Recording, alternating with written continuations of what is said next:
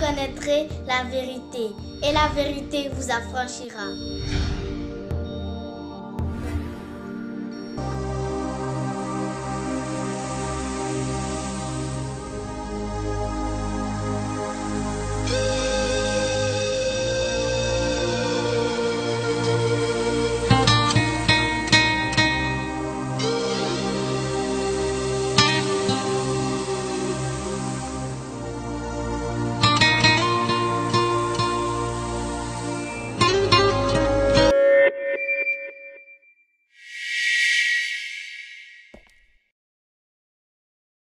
Alléluia, soyez bénis, que le Seigneur vous bénisse abondamment.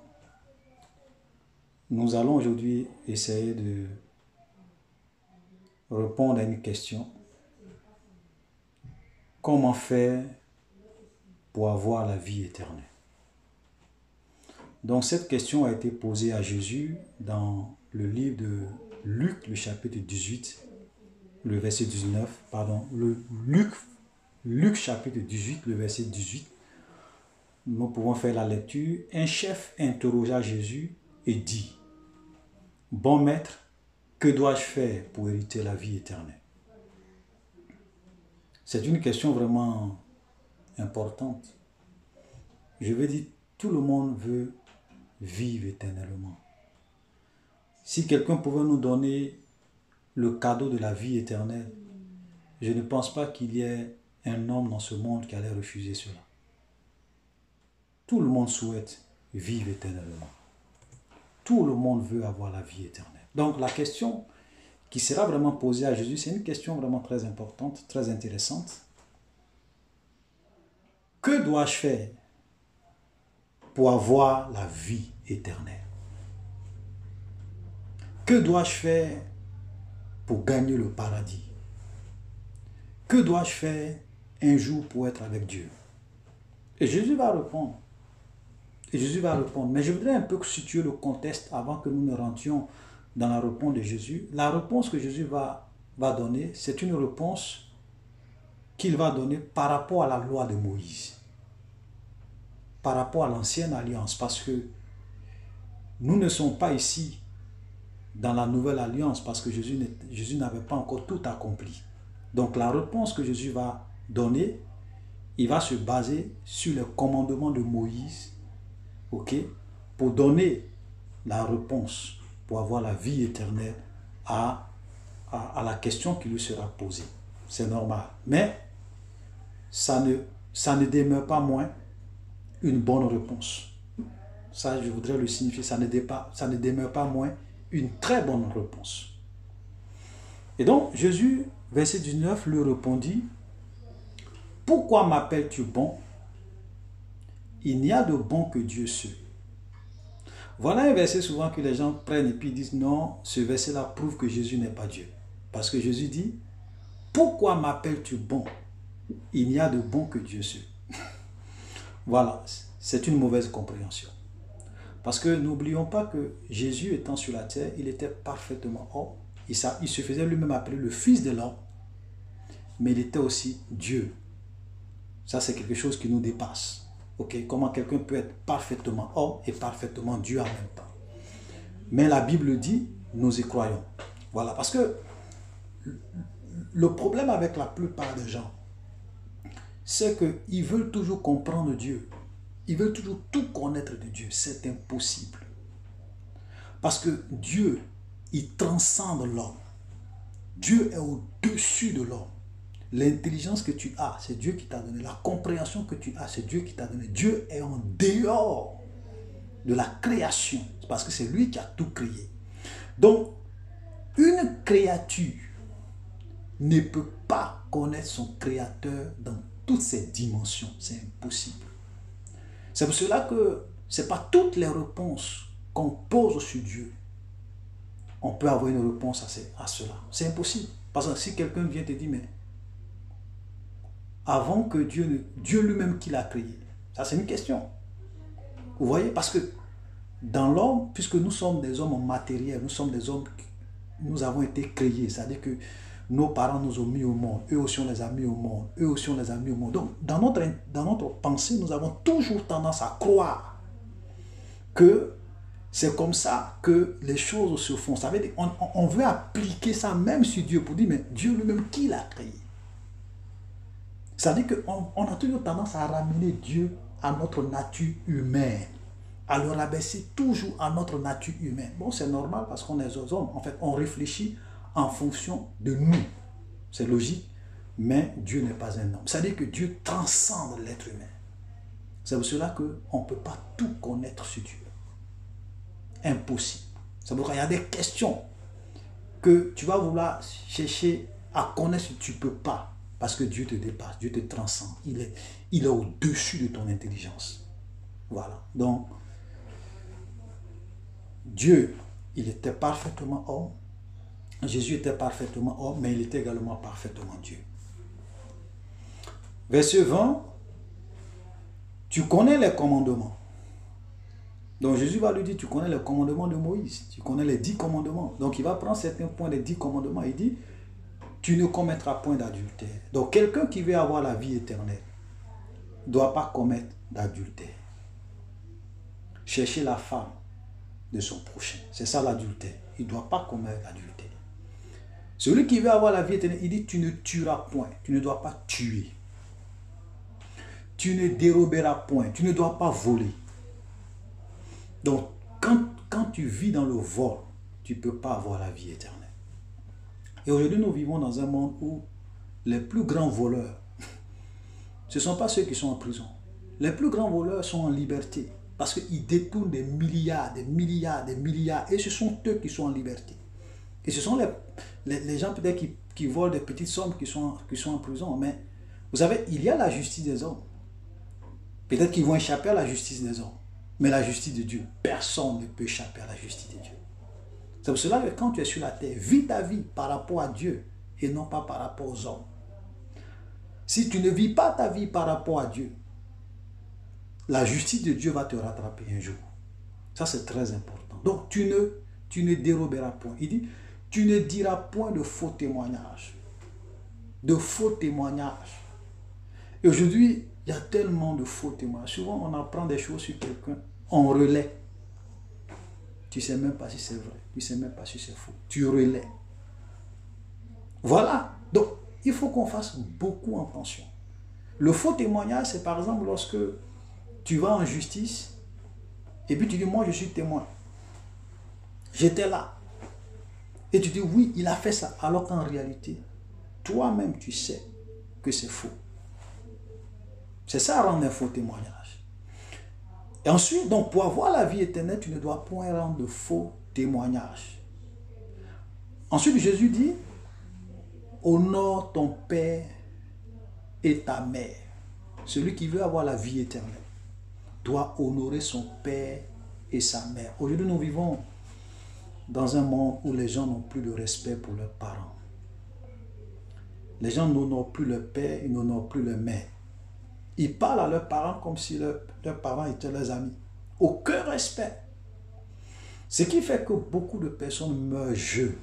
L'une des raisons qui fait que les gens meurent jeunes, vous voyez des pères qui enterrent leurs enfants. Vous voyez des mères qui enterrent leurs enfants. L'une des raisons, je dis bien, c'est parce que les jeunes gens d'aujourd'hui, la génération d'aujourd'hui, n'a pas de respect pour les plus âgés.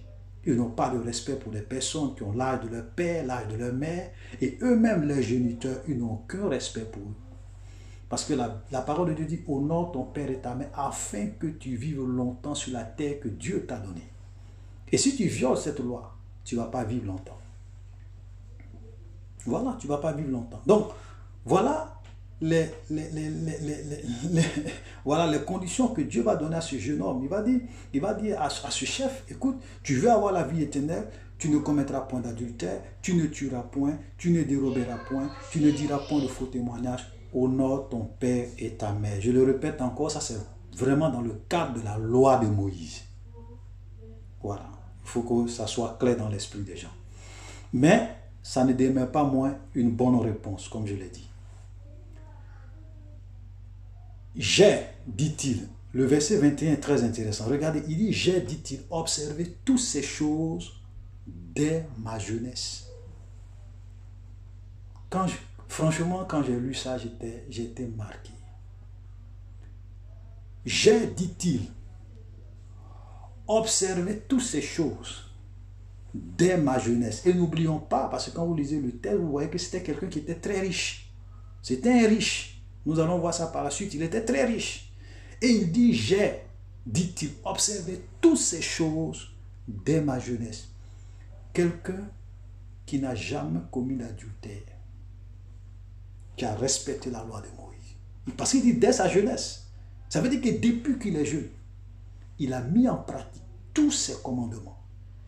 Il n'a jamais commis d'adultère, il n'a jamais tué, il n'a jamais dérobé. Et quelqu'un qui est riche, dont la richesse n'a pas été bâtie sur la corruption, sur le vol, sur les détournements de fonds.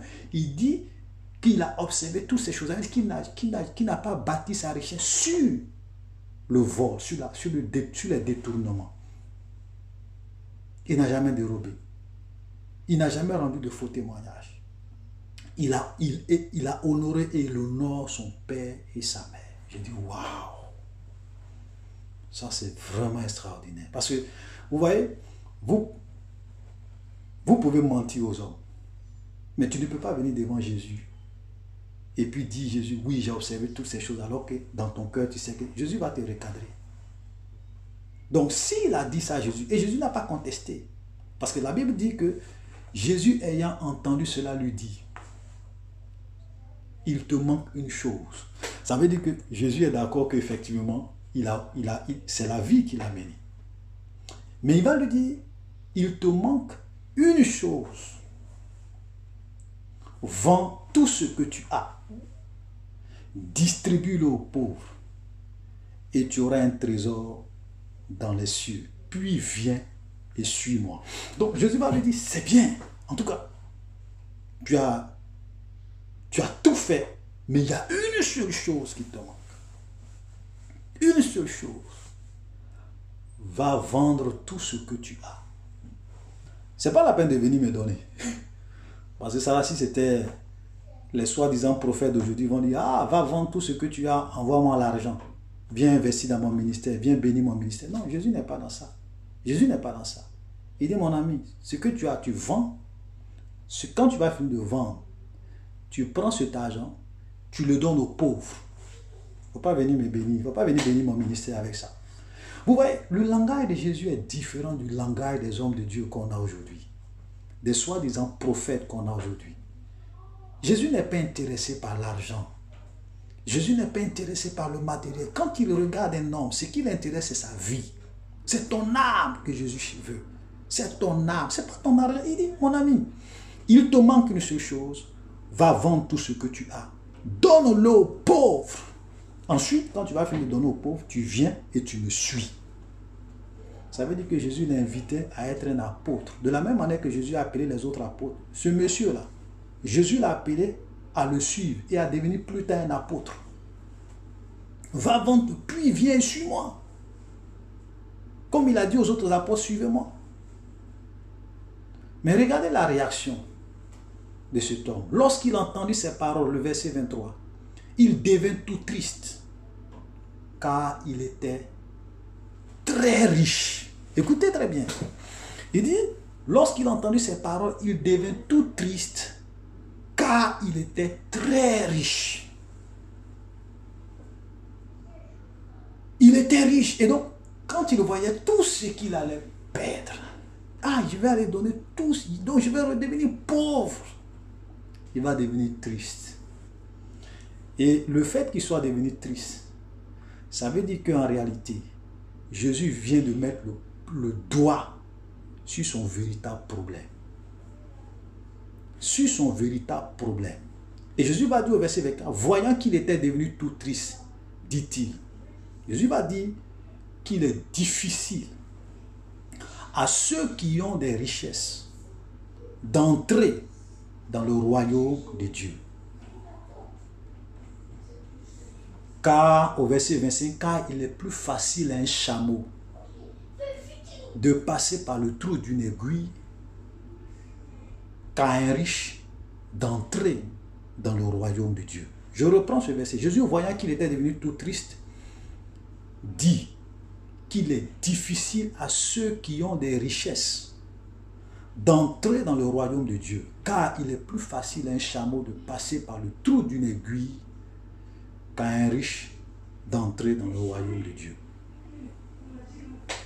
Voilà la réponse que Jésus va lui donner. Pourquoi Jésus va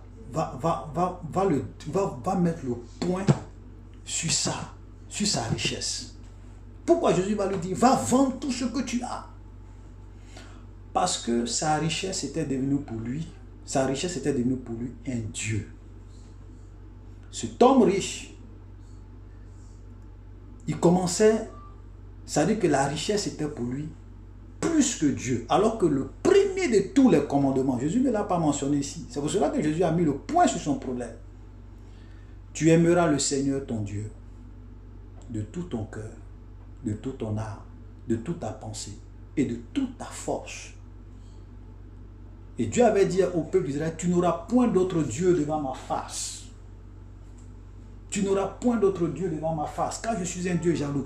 Donc le fait que ce jeune homme soit attaché à sa richesse et que sa richesse soit devenue pour lui une pierre d'achoppement, une idolâtrie, il fallait que Jésus le délivre de cela. Il dit, mon ami, la seule manière pour toi d'être délivré de ça, c'est que tu dois vendre tout ce que tu as, tu dois redevenir pauvre, tu dois venir me suivre. Vous savez, aujourd'hui, nous vivons dans un monde où les gens adorent l'argent. L'argent est devenu le Dieu de plusieurs personnes. Quand ils dorment, ils pensent l'argent. Dans leur langage, c'est l'argent. Et même aujourd'hui, souvent, vous voyez des gens qui disent, oui, sans argent, on ne peut pas faire l'œuvre de Dieu. Ça, c'est une phrase que je n'ai jamais été d'accord avec ça et que je ne serai jamais d'accord avec ça. On n'a pas besoin de l'argent pour faire l'œuvre de Dieu. En un mot, ce n'est pas l'argent qui détermine l'œuvre de Dieu. C'est vrai que on peut utiliser l'argent. L'argent peut être utilisé comme un moyen pour faire l'œuvre de Dieu, mais ce n'est pas l'argent qui fait l'œuvre de Dieu. Si Dieu te dit de faire une œuvre, même si tout le monde refuse de te donner de l'argent, les oiseaux du ciel vont t'apporter de cet argent-là pour faire l'œuvre de Dieu. Clair. C'est pas... Les apôtres, ils avaient combien? Jésus avait combien d'argent? Il avait combien de millions dans son compte? Les apôtres avaient combien de millions? Ils étaient des gens pauvres. Mais ils ont fait l'œuvre de Dieu. Ils ont été efficaces. Plus que nous qui avons aujourd'hui de l'argent, qui avons des voitures, ils ont eu plus d'impact que nous. C'est l'Esprit de Dieu qui fait l'œuvre de Dieu. Donc, nous devons vraiment faire beaucoup attention à Mammon. Et le Dieu que beaucoup de personnes aujourd'hui adorent, beaucoup de faux prophètes adorent, beaucoup de pasteurs adorent aujourd'hui, c'est le Dieu de l'argent. Mammon. Vous allez dans les églises, l'argent. Vous allez dans tous les trucs, l'argent. Vous voulez faire cela, l'argent. Vous voulez être béni, l'argent. Vous voulez avoir un miracle, donnez l'argent. Vous voulez avoir la visitation de Dieu, il faut bénir mon ministère, l'argent. L'argent est devenu un Dieu dans beaucoup d'églises. C'est pour cela que nous devons apprendre à discerner les hommes de Dieu qui prêchent pour de l'argent, pour leur propre gloire, pour leur propre richesse, pour leur propre confort, et ceux qui prêchent la parole de Dieu parce qu'ils veulent que des âmes soient sauvées. Regardez souvent aujourd'hui quand vous allez dans certaines églises, excusez-moi de le dire parce que je ne le dis pas de façon négative, mon objectif c'est que ceux qui ont le cœur de Dieu puissent changer, ceux qui veulent comprendre puissent comprendre et changer, ce n'est pas dans un sens négatif. Ok? Vous allez dans beaucoup d'églises, vous allez vous rendre compte que même si vous n'êtes pas quelqu'un de spirituel, avec certains hommes de Dieu, même si vous n'êtes pas quelqu'un de spirituel, et que vous avez beaucoup d'argent, vous allez être nommé à des postes de responsabilité dans l'église, alors que vous n'avez pas la capacité spirituelle pour le faire. On va donner des postes, clés à des gens. Pas parce que c'est le Seigneur qui a voulu qu'ils soient là, mais parce que ce sont des gens qui soutiennent financièrement l'Église, qui donnent beaucoup d'argent, beaucoup d'offrandes. C'est là le problème. Et ça, c'est un problème. Donc, c'est un problème que Jésus va pointer à cet homme. Pour dire, ton problème, c'est la richesse, c'est l'argent. Parce que l'argent... Et regardez ce que Jésus dit. Il est difficile à ceux qui ont des richesses d'entrer dans le royaume de Dieu.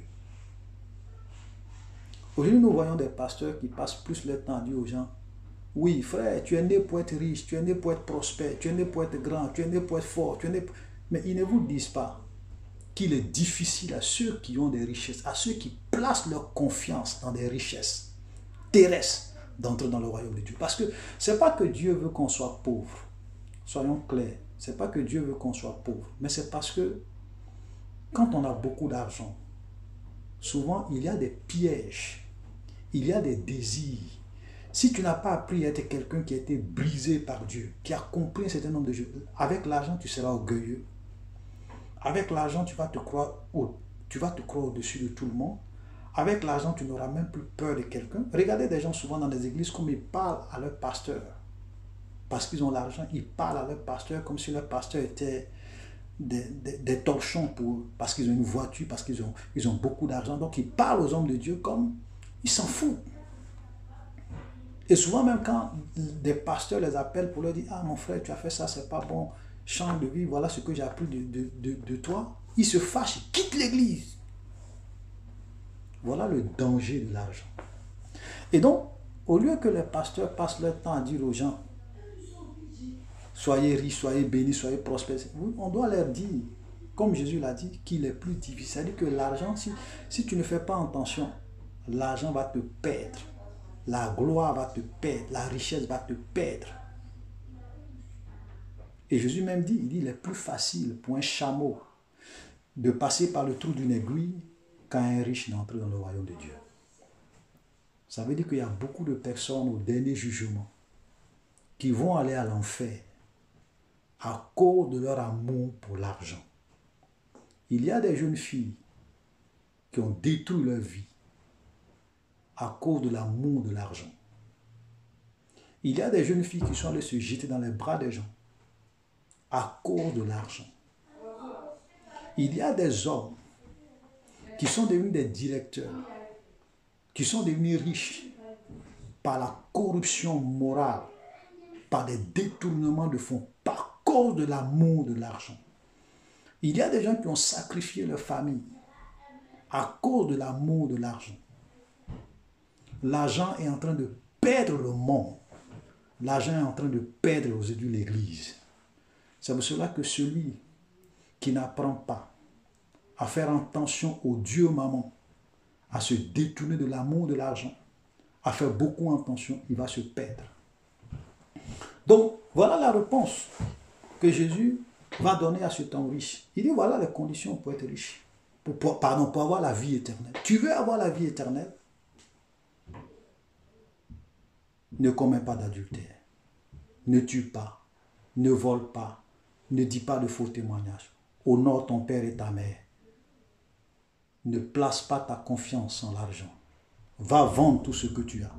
Donne-le aux pauvres. Donne-le aux pauvres. Souvent, tu peux avoir de l'argent. Dieu peut... Vous savez, c'est pourquoi cette histoire d'argent, nous devons vraiment faire beaucoup attention. Parce que tu peux avoir de l'argent.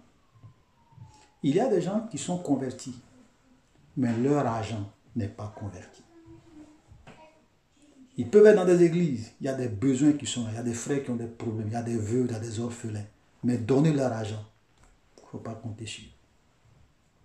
Ça aussi, ce sont des gens qui aiment l'argent. Ce n'est pas seulement les riches qui aiment l'argent. Il y a même les pauvres, ceux qui en ont peu, mais même ils aiment l'argent. L'amour de l'argent, ce n'est pas seulement une affaire des riches. Tout le monde aime l'argent. Et nous devrons nous détourner de cela. Donc, nous devons faire beaucoup attention, c'est-à-dire que l'amour de l'argent, on doit nous éloigner. Amen. Donc, voilà un peu ce texte que nous avons décortiqué ensemble, qui est très important. Donc, je ne vais pas être long. Que le Seigneur vous bénisse. À la prochaine.